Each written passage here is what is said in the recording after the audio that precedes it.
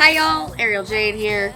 We are going on another leg of this radio tour and we're here in Blue Ridge, Georgia at WPPL. We're going to be talking to the Mountain Country Boys today. I'm about to go meet Steve and Jim. Y'all come along with me. Nice to meet you.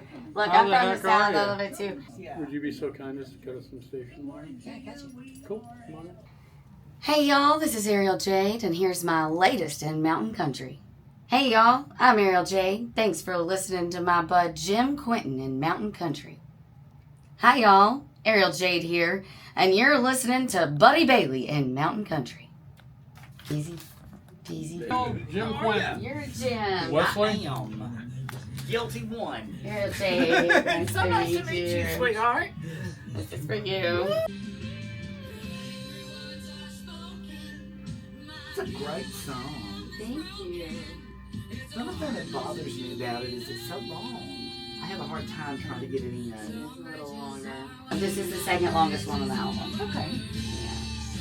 That'll be what I listen to when I get home today. You can sing me home. Hope you enjoy them. I sure will. I like this one like a dad.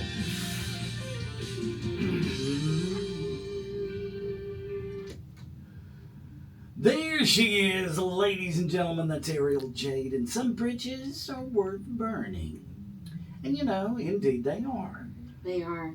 It's true. Yeah. Good morning, Ariel. How are you, hon? I'm great. Good morning. Happy to be here. Well, we're glad you came by.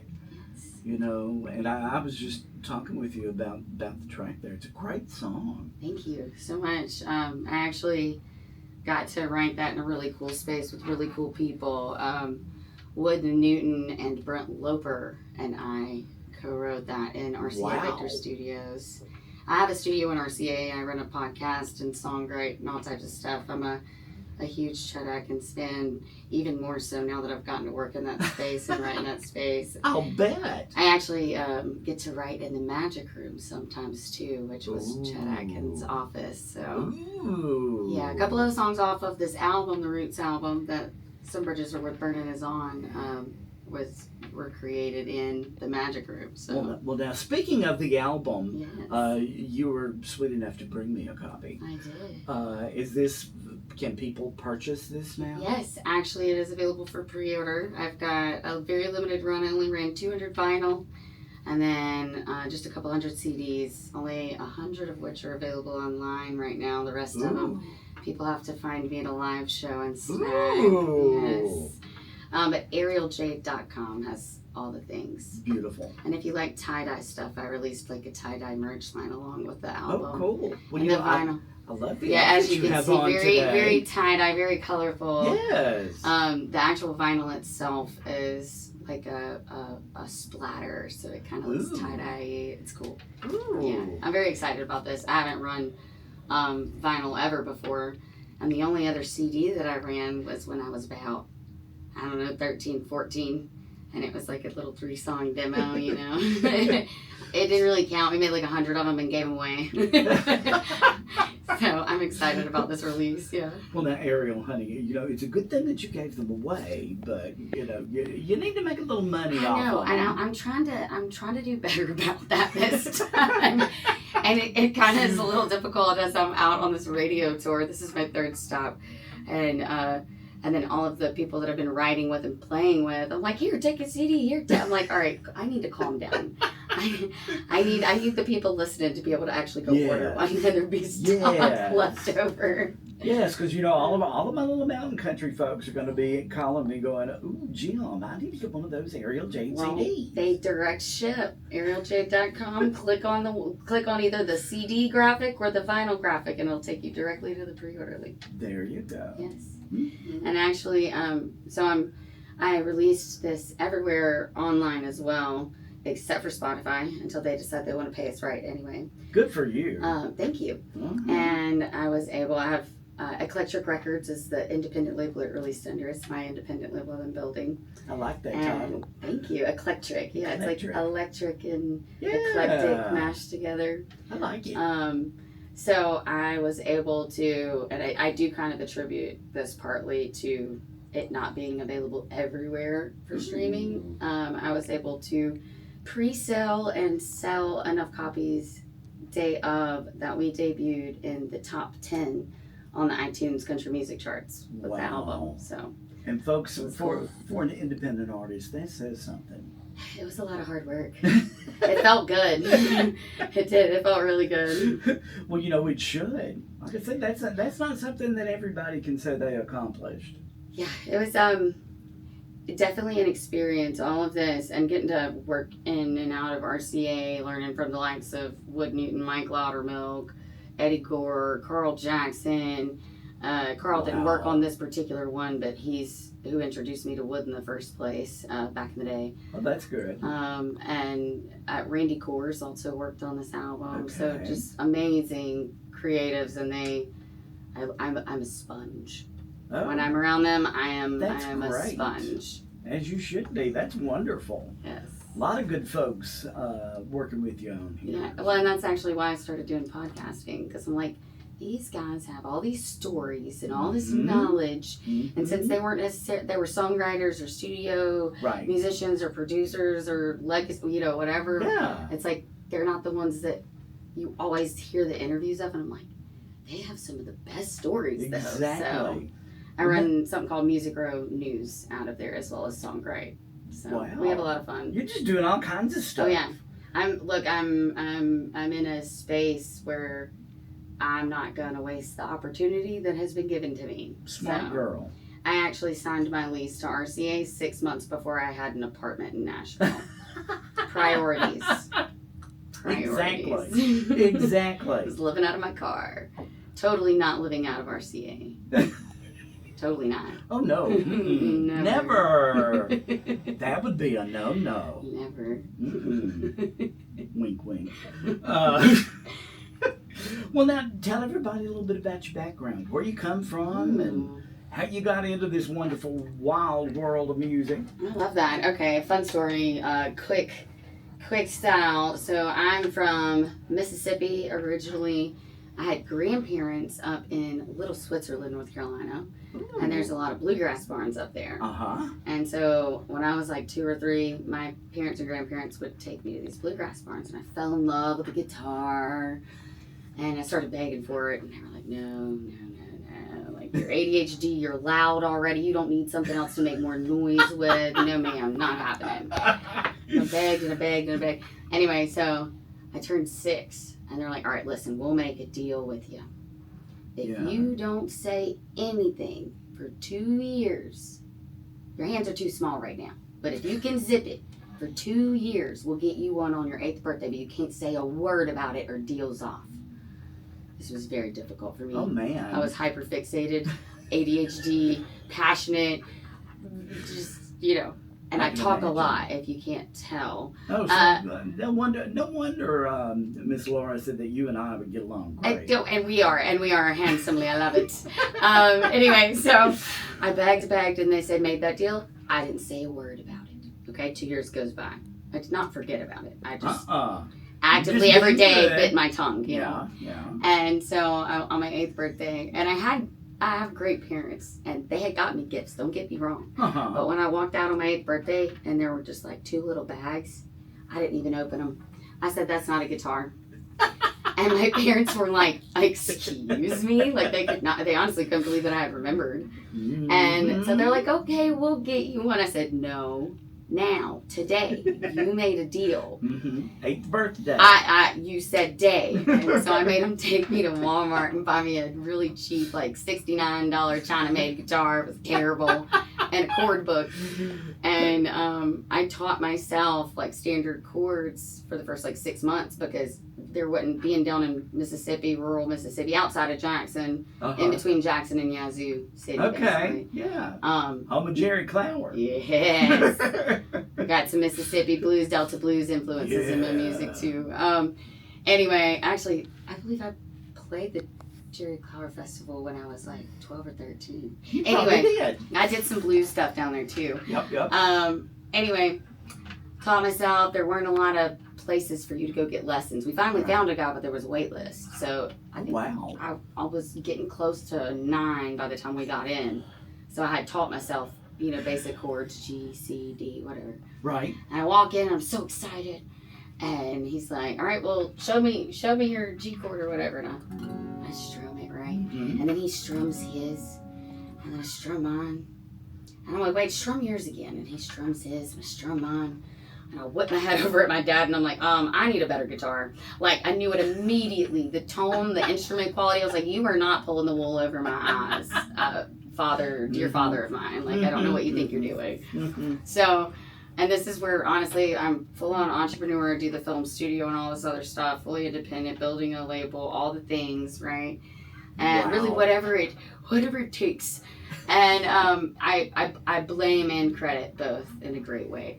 My dad for how independent I am and how motivated I am, because he was like, fine, you want a guitar, you got to work for it. Mm-hmm. So he owns a bolt nut business down in Jackson, Mississippi. Okay. And he stuck me out in the warehouse, counting out 100 bolts, washers, nuts, whatever, building the box, taping it up, going, printing the label, putting the label on the box, putting the box up in the thing, and then marking it in the system inventory. A nickel a box. A nickel a box. For 100 of them in the box. For the whole process, a nickel a box. Wow. And I worked for a whole summer and saved up $400 in nickels. And he matched me and got me a Larrivee, a parlor-sized guitar. And it was a nice guitar. And I actually started really getting into flat picking more. I had some really cool mentors growing up. Like I said, Carl Jackson is who actually he took me and put me on stage at the Bluebird Cafe for the first place I ever performed in Nashville. Yeah. Wow. And I was at a round, I got to go to the round, and he gave me his song at the end, right? And I got to play Jerry Sally's guitar. Wow. And it was Carl Jackson, Jerry Sally, Larry Cordell, and Wood Newton. And Wood heard me play. It's actually the last song on the Roots album. It's called Pebbles, and I wrote that when I was 14. And it's like full circle. It's on the album. And Wood heard that song, and he's like, "That's pretty good. You want to co-write?" And I'm 14. I had never co-written before, and I'm like, "Yeah, sure." I show up to his studio the next day. Little do I know, right?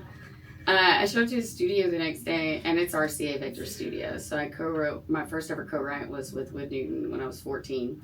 And that song that we wrote was called Once Upon a Tear, and it came out on my debut album called Honky Tonic, which was very Loretta Lynn, Dolly Parton era, like Jeannie C. Riley inspired, like good traditional country music, you know.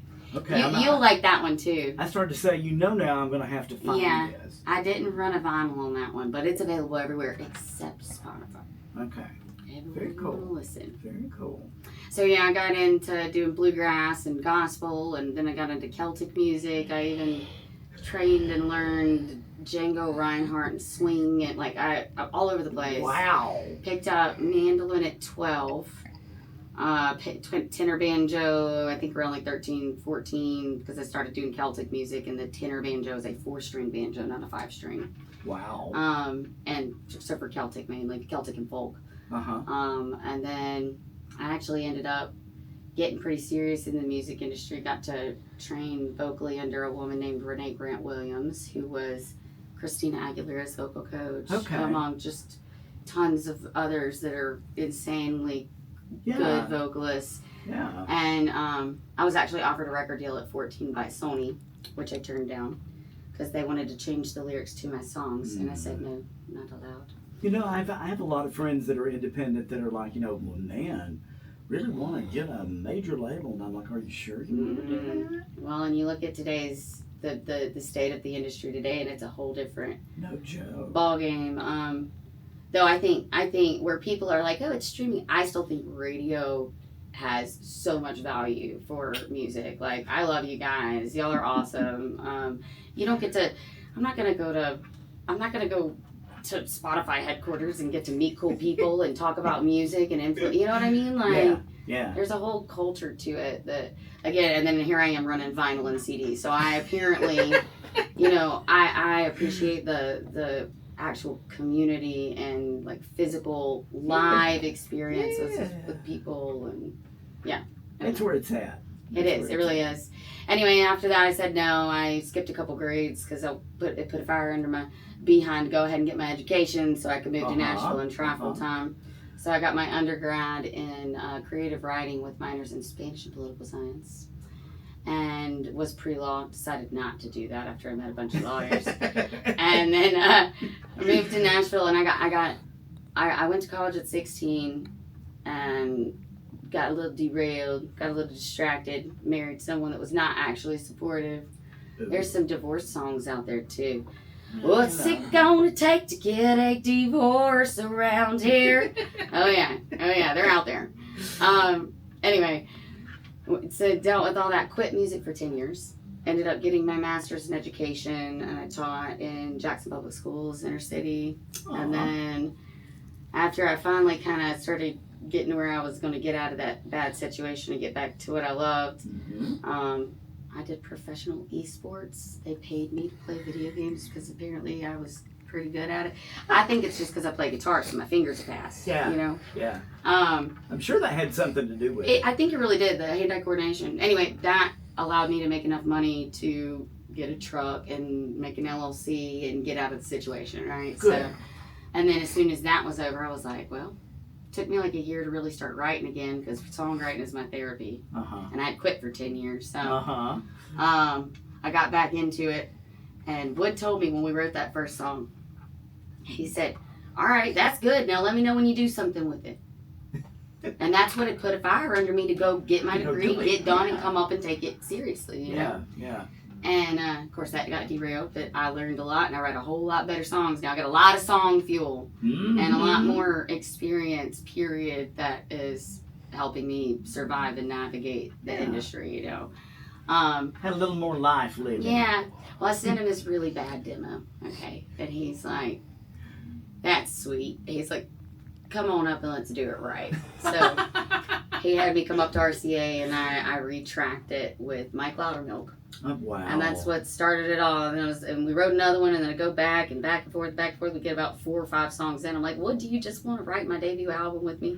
He's like, yeah.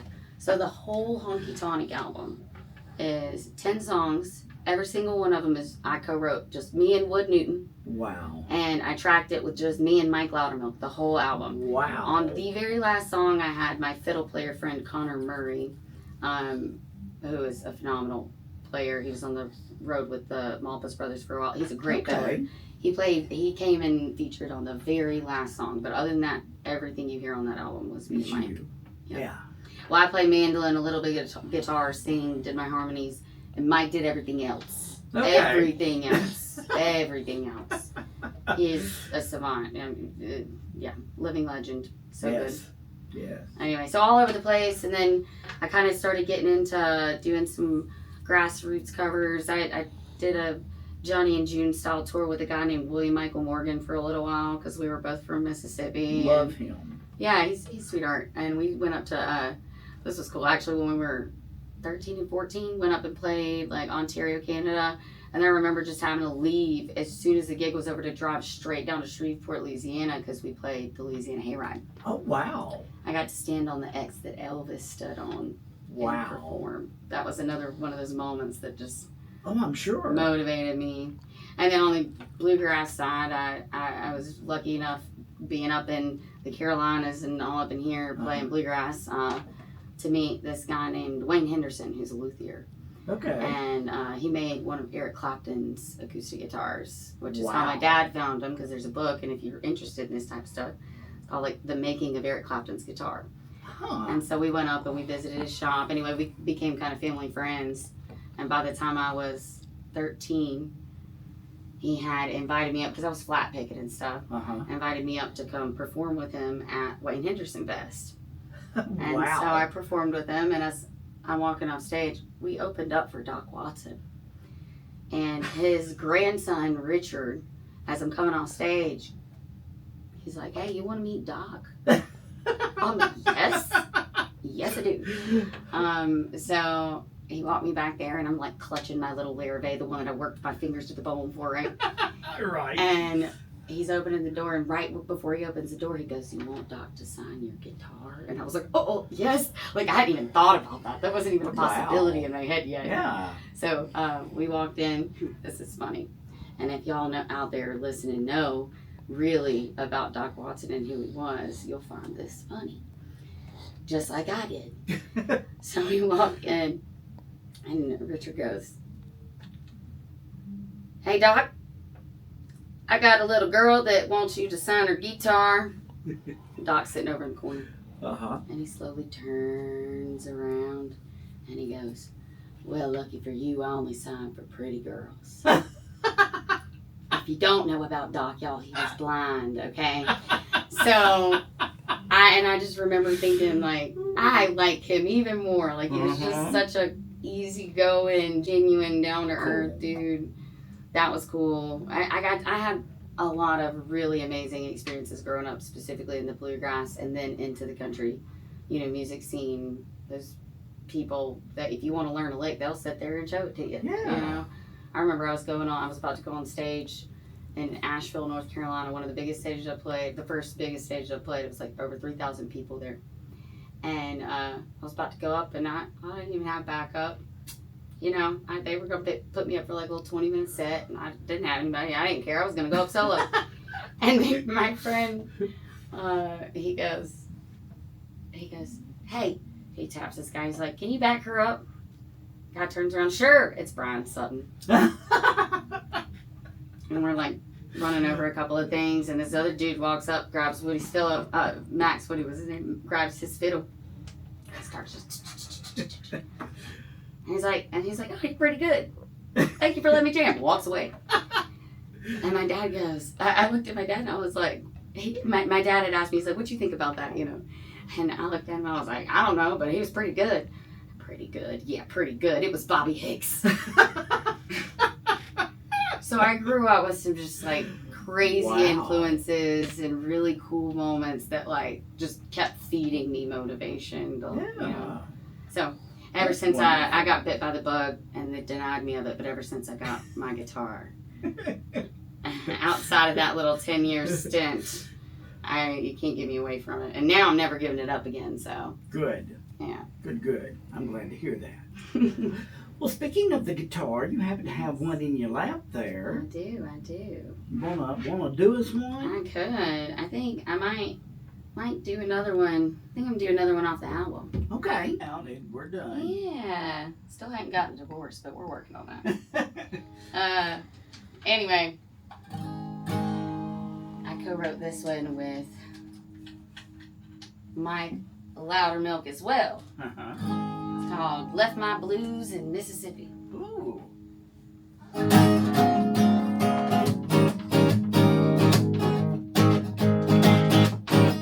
Those ties that bind and fell would hold me turned into a world of hurt.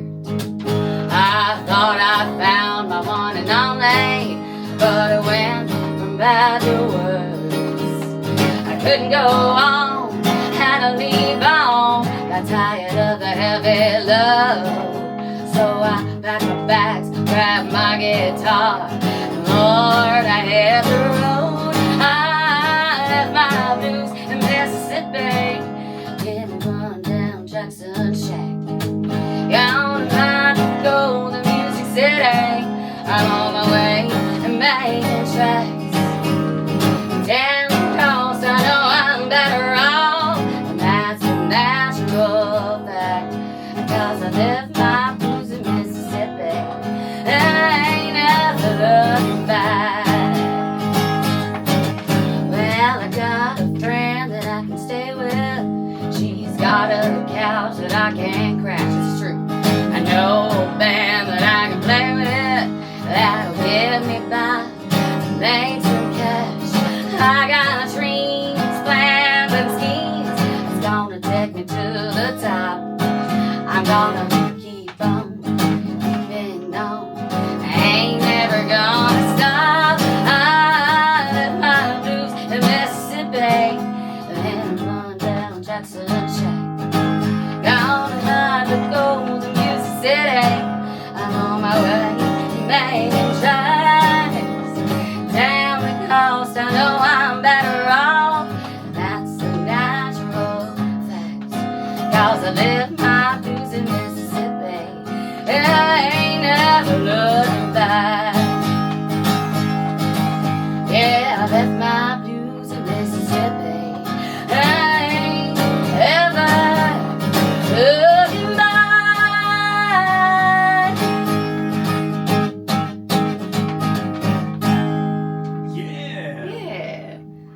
blues in there Stuff. too. I You know? like that.